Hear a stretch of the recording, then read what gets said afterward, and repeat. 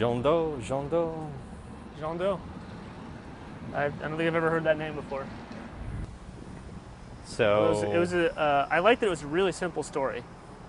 I like it didn't rely like too heavily on plot, and I don't think it needed to, and I think for the story it was trying to tell, that was like dead on. That was the right way to go.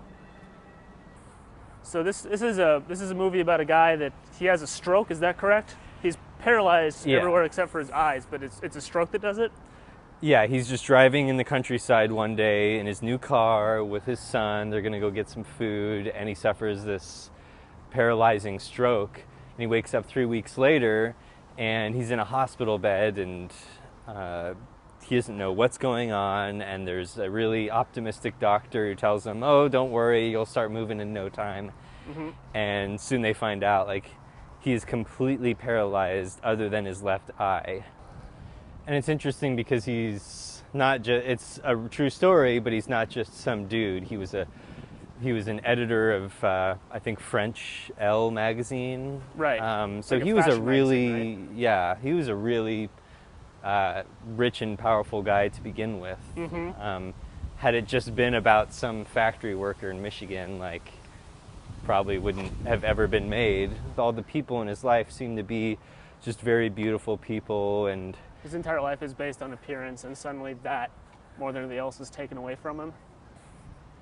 But was there really that much of a transformation in his... Did you think there was that much of a transformation in his character from before the stroke to after? But I feel like there was a change in the character, and I don't know if we really saw it. Because I feel like there's sort of... My take of this film was that there was two works of art going on, and sometimes they work well together, and sometimes they didn't work well together. One piece of art was the story of this guy who had a stroke and had to find meaning again in his life. That was one story. The second story was, the second piece of art was this director's use of camera and lighting and color and things like that.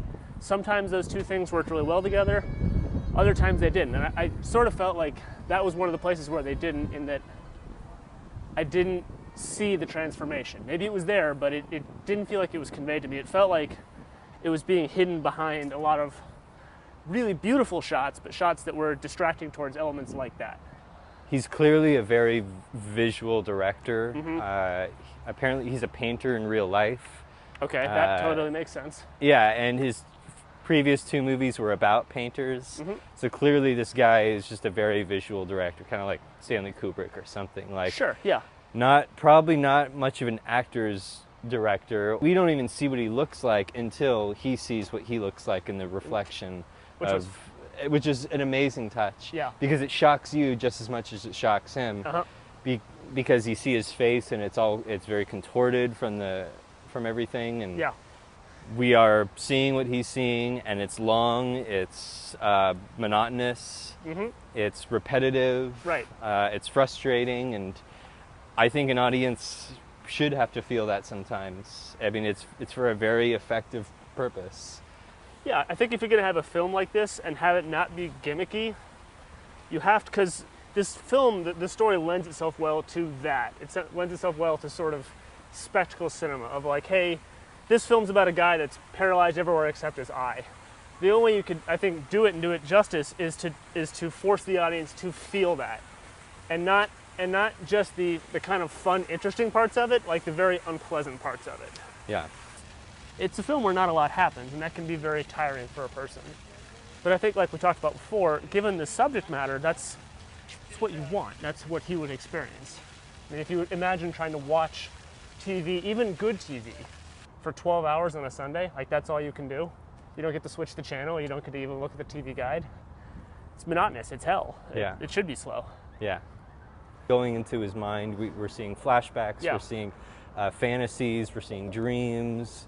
What would happen if this person was a poor person in some place that didn't have universal health care, or he just didn't have, like, he wasn't independently wealthy, or was his fancy car and his big house and his job at Elle magazine, were they commenting on it and they were just being really subtle about it? Although it was France, so maybe they were showing off on how nice their healthcare system was, because it was like the nicest hospital in the world. You're at this hospital right on the coast with like 4 of the most beautiful nurses I've ever seen in a movie, maybe.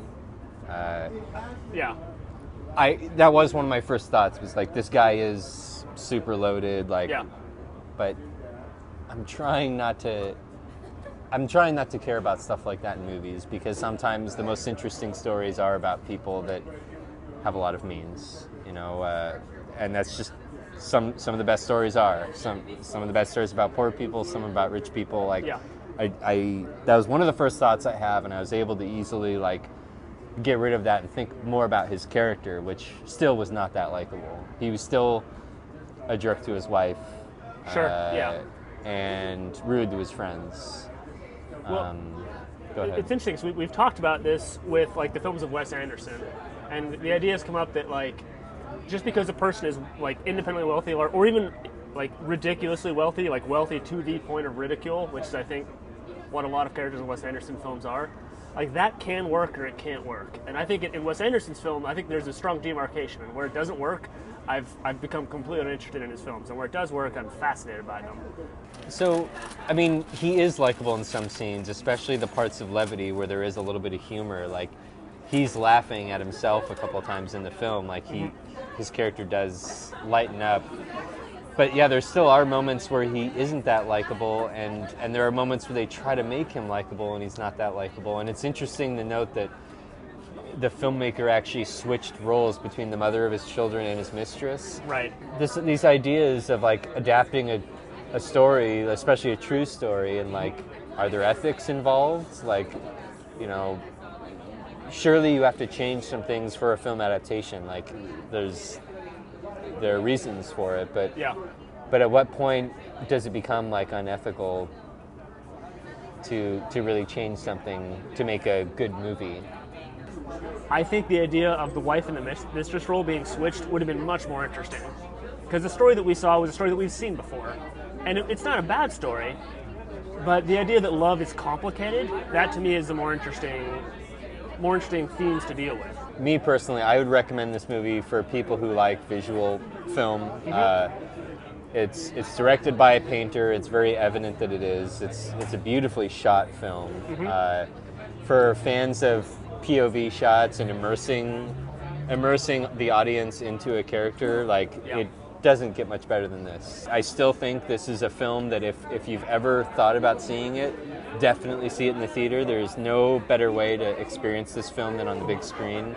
So if you really enjoy visuals and sort of playful imagery and beautiful color, or you just like beautiful French women, this is a great film for you, and I think it's definitely worth seeing in theaters.